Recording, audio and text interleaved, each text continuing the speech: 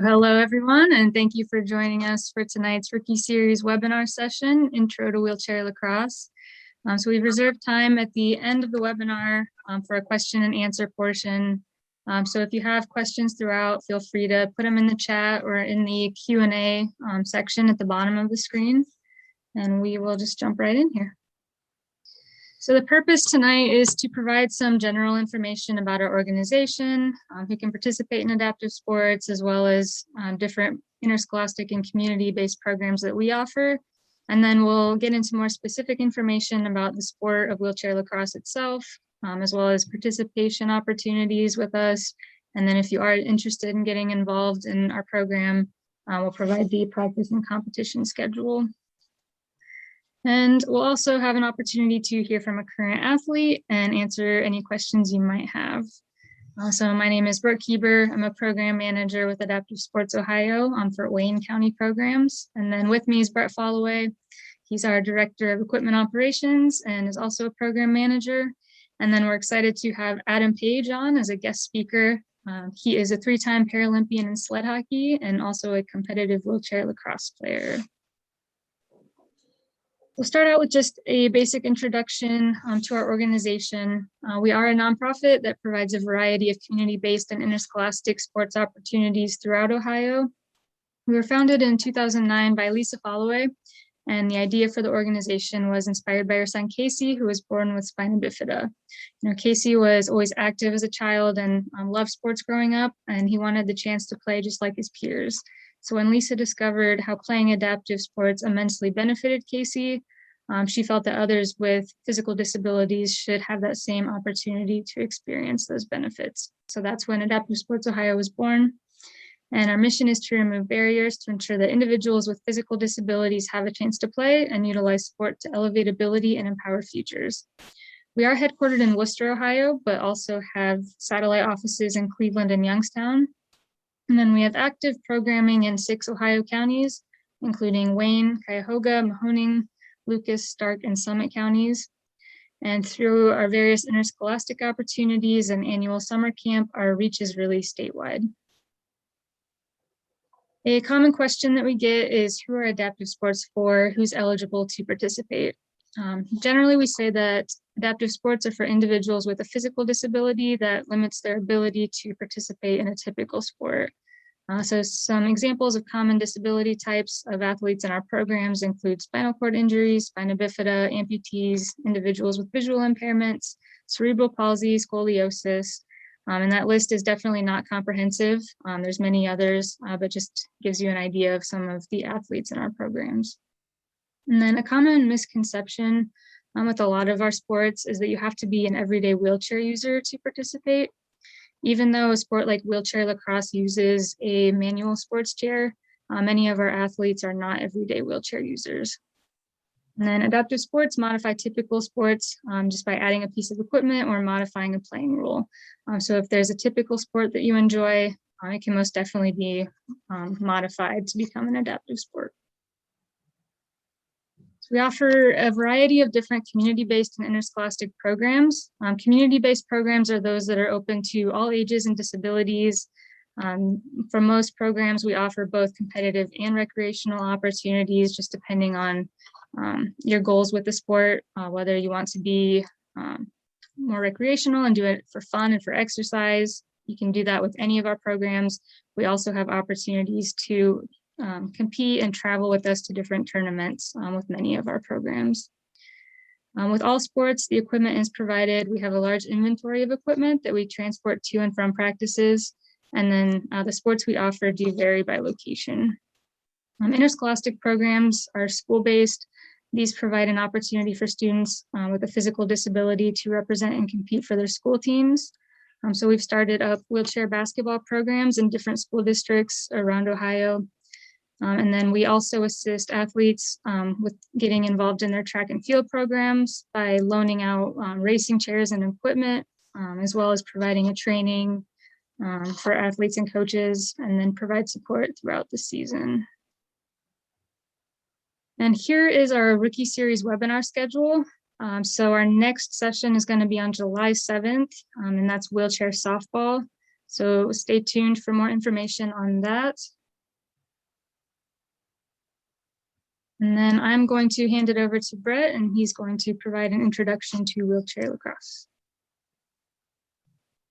Okay, first of all, we're just going to go over the equipment. So use a manual sports chair, whether you have one or we would supply that to you. We can do that. You can kind of get a picture of them there. They're going to have the cambered wheels and going to be very maneuverable and light, not like your typical everyday chair or a hospital chair. Lacrosse sticks must measure at least 40 inches. The goalie sticks, usually they cut the handle down to about 18 inches. That gives them opportunity to switch it from side to side quicker to guard the net without it getting caught up in their legs. No bounce indoor lacrosse balls. If you use a regular one, yeah, that's not that fun. they bounce all over the place. So we use the non-bounce ones.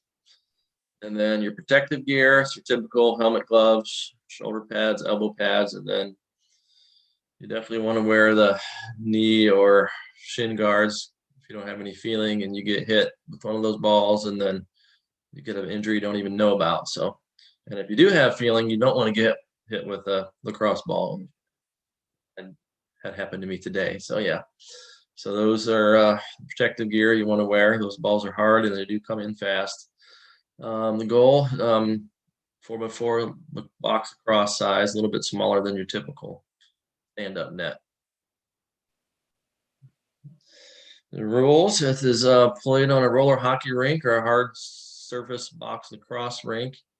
I believe it's 175 is the standard length. And if you're going to play on like a hockey rink with the ice out, it's going to be a little bit bigger. Our one locally is a little bit smaller, but either way, you're going to have fun, whether it's on a little bigger, a little smaller. 8 versus 8. So the positions include the one goalie, 2 defenders, 3 midfielders, and 2 attackers. So the 3 players must remain in the defensive half at all times.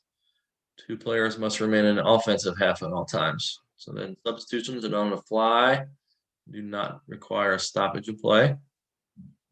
And then personal technical fouls may result in penalty minutes. Game time usually is 4 15-minute quarters. And then for competitive wheelchair lacrosse, if you want to compete, you want to travel, so it's governed by Wheelchair Lacrosse USA. Wheelchair lacrosse is one of the newer adaptive sports, so it is growing. There aren't a lot of teams, but it is played from coast to coast. There's around 11 competitive teams right now, and I'm imagining that's probably going to grow by several this year. And then as it continues to grow, hopefully it just snowballs, and then we have many teams, so that way you don't have to travel so far to find teams to play against. Classification system, they currently don't have one, again, because it's a growing sport. They want to allow able-bodied players on the teams to just to fill out the team so they have a chance to play. But they will eventually in the future have classification. By classification, it is basically your function level. So you could be quad's not going to have the same hand arm function as say somebody who's just like a lower limb amputee. So similar probably to what basketball is, I would imagine, is what they'll do eventually. And they are allowed 3 able-bodied on the court at any time. All right, so our practice time and location, Galt Recreation Center here in Worcester. That's on the Worcester High School. June 10th. I was wrong earlier. I said June 9th. Starting up June 10th and going through August 19th. I don't even remember at the moment the date of our competition. Do you remember, Adam? Since you're coming soon? I think it's the 24th and 25th, that whatever that weekend is. Okay, Yeah. so we'll finish up practices, finish up practices and then do the competition. All right, yeah, so the practices are Thursdays, 6:30 to 8 in the evening. So if you are ready to try, you can give us a call, shoot us an email. We'll get you registered. We'll get you all the info out as far as everything you need to know. And then you show up, we get you fit in a chair that's good for you and provide all the equipment. Just be ready to have fun and get hit with a stick once in a while. All right, so now we're going to move on to the guest speaker portion, and then we'll also have a Q&A at the end. So we're really excited to have Adam Page as our guest speaker tonight. He's a multi-sport athlete, plays both sled hockey and wheelchair lacrosse. He is a three-time Paralympian in sled hockey and founded the Buffalo Bandits wheelchair lacrosse program. So he travels across the country playing competitively with them. So Adam, thank you so much for joining us tonight to discuss your experience with wheelchair lacrosse. Can you just start out by telling us how you first got involved in adaptive sports and then specifically with wheelchair lacrosse?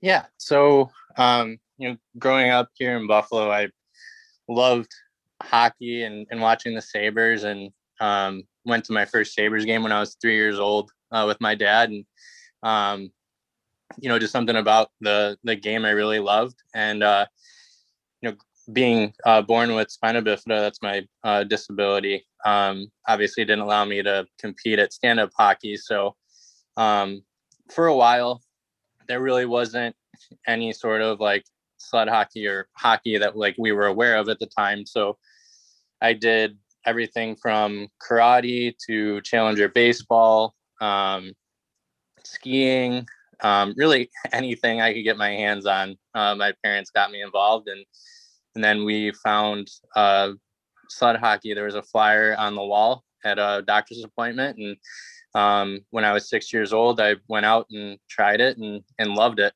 because it was just like hockey. And I felt like I was a hockey player. It felt no different, even though you were sitting down.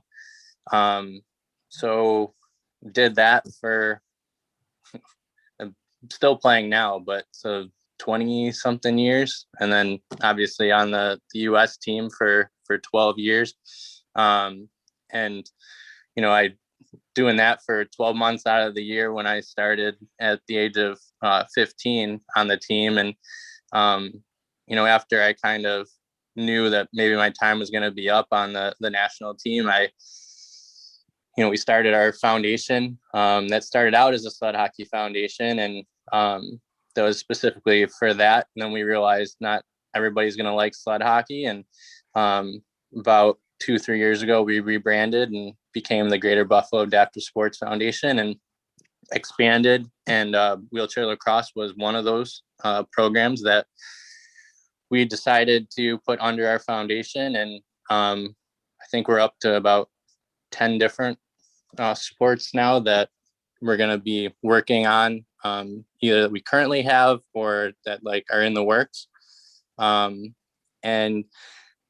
I remember the conversation with my parents. I always like was intrigued by lacrosse. Like I would watch the Buffalo Bandits, the National Lacrosse League, indoor league here at home. We have a team, and I was always intrigued by the sport, and somehow just stumbled across wheelchair lacrosse online, looked it up, and I told my dad I wanted to start a team. And so we kind of just figured out a way to do it. And I think we're going into our 5th season now, this season. So we have about 11 players that really are dedicated and come out every week. So That's awesome. What is it about lacrosse that you enjoy the most? I like the physical part of it. Kind of similar to sled hockey. It's very, very physical. It actually surprised me the first couple times I was able to actually go to a tournament with a team in Milwaukee and play with them until we actually, created our team and started our program, just to be able to try it. And I was so shocked with the amount of like physical part with the stick, and always kind of getting hit with the stick.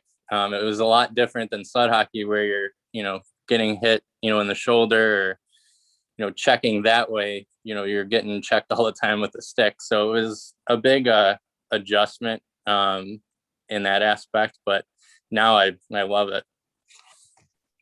As a multi-sport athlete, what do you think the benefits are of playing multiple adaptive sports rather than choosing to play just sled hockey or just lacrosse? I think it's really important. I mean, I think I just got burned out playing sled hockey out of 12 months out of the year. And just to have that opportunity to have access to more sports and to be able to try different things and say, I don't like this sport or I like this. Just being able to have those options, I think, is huge. I'm doing that a little bit later in life. But I think it's really important when you're younger, just like an able-bodied, kid that's 6, 7 years old, you want to get him in as many sports as, he wants to do. And, they have that access to be able to do that. So for us to be able to give kids and adults that opportunity to be involved in as many things as they want to do, I think is huge, mentally and physically, just to stay active. Yeah, that's actually my next question. How has your involvement in adaptive sports impacted your overall well-being? Oh, it's been my whole life. And I think that's why, we started the foundation, because, it's been everything to me and has given me many opportunities throughout my life, and to be able to help as many disabled athletes have those same opportunities that I've been given is huge. And it's just so cool to still be involved with sports, whether I'm playing or, helping out another program or helping out, some of our youth programs. Just staying around sports is something I've, always want to do for as long as I can. Have you found that there's any correlation between wheelchair lacrosse and sled hockey? Like, do any of the skill sets overlap? I think so. Obviously the big difference is, you have to kind of learn the wheelchair skills. For someone that might use crutches all the time, that's not in a wheelchair, like 24/7, like myself, I found that to be the hardest part in learning, is the, maneuvering the wheelchair and keeping it going. But as far as like hand-eye coordination, I think with sled hockey and wheelchair lacrosse, I think they both go hand in hand with each other. And then just the conditioning, having to go up and down the court all the time. And, I think both help each other in many different ways. Just being able to stay in shape and conditioning, like I said. So, but yeah, I mean, the biggest part is just the being in a wheelchair compared to a sled. It's a little different. With wheelchair lacrosse being a newer sport, do you think it has the potential to become as popular in the United States as sports like sled hockey and wheelchair basketball? I do. I think it's growing quite a bit already. It's one of the more faster growing adaptive sports out there. I just think the biggest thing with that is, I know they're newer, so a lot of the programs, they start with adults. But I think the biggest thing is to try to start younger, because with adults, sometimes things do get in the way. And starting kids out younger and having a youth program as well as an adult program, I think is huge. And that's something that we're also starting here in Buffalo. We're going to be starting our own youth program and be one of the first in the country to do that. So, I just think that's the biggest thing. And then to close out my questions, if someone was thinking about signing up to play wheelchair lacrosse, what would you say to them to convince them to try it? I would say 100% come out and try it. You don't know if you're going to like it or not until you come out. I know I've had a blast doing it. And I hope I can continue playing as long as I can too. With that, it's just so fun. It's really fast paced, physical game. And if you like sled hockey, there's no doubt that you would like this too. It's just as or more physical than sled hockey. So. All right, so we can open it up to questions from the audience. So if you have a question, feel free to put it in the chat or in the Q&A section. If you'd like to ask a question live, you can also use the raise your hand function, and we'll unmute you and you can ask your question out loud. So we do already have a question here in the chat. What's the most important skill to have in lacrosse? I think first and foremost is the wheelchair. Just because if you can't move the wheelchair, then your stick skills really don't mean anything if you can't move. Just because the game is so fast that you'll have 3 or 4 people on you in an instant. So somebody's going to get the ball out of those 3 or 4. So being able to really move the chair and have the speed in the chair, I think is the number one skill that you really want to work on, and being able to glide too. All right, does anyone else have any questions?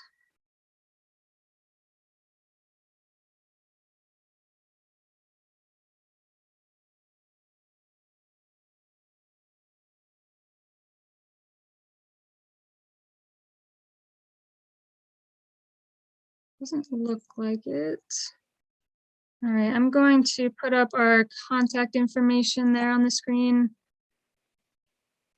All right, if you're interested in getting involved in wheelchair lacrosse or any of our programs, you can definitely feel free to email myself or Brett, or call our office and speak with either one of us. If you have any questions at all, we'd be happy to answer those offline as well. So let's see. Oh, we do have another question. How many players do you need to scrimmage and create a team? It's at least 8, because it's 8 on the court at once. But we always try to have 10 or 11 when we play games, just because you do get tired out by the end of it. So to have like 2 or 3 subs is kind of like a perfect number. 10, 11 is what you want to carry. So. And I'll just jump in. I mean, if you're just trying to get a team started and you have, let's say you have 8 total players, and you do want to scrimmage during practice, you can always, just split up, and you could maybe add in some able bodies if you got a sibling or a cousin or even a mom or dad, and throw them out there, get some more bodies out there, but try to get that game type situation going. It'll help you. All right. Like I said, if you think of any questions after the fact, feel free to email us or call us. We're also on social media, so you can follow us on any of those platforms listed there. So Adam, thank you again for Thanks, coming Adam. out tonight. You're a huge help. Thank you. It's been awesome. Thanks. And thank you everyone for tuning in. All right. See ya. Have a great night, everyone. All right. Bye.